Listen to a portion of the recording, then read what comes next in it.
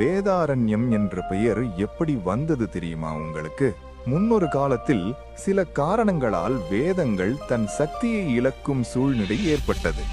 இதனால் வேதாரண்யம் பகுதியில் களவு, சூது போன்ற அத்தனை தீய செயல்களும் தலைவிரித்து ஆடியது. இதனால் 4 வேதங்களும் மனித உருவம் எடுத்து வேதாரண்யம் பகுதிக்கு வந்தனர்.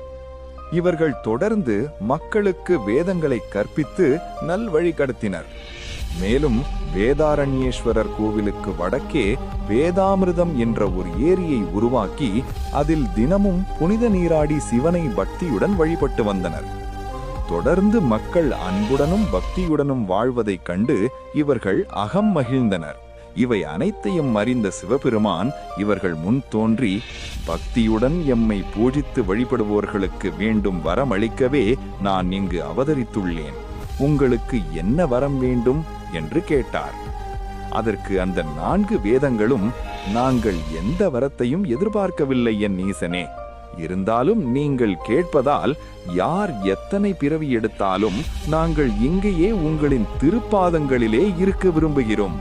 அதனால் அகிலத்தை ஆளும் உங்களுக்கு இந்த ஊரில் வேதாரண்யேஸ்வரர் என்றும், இந்த ஊருக்கு வேத வனம் என்றும், இந்த ஏரிக்கு வேதாமிர்த ஏரி என்றும், இந்த கடலுக்கு வேத நதி என அனைத்திலும் நாங்கள் இருக்க வேண்டும் என்று விரும்புவதாக பணிவுடன் சிவபெருமானிடம் கூறினர்.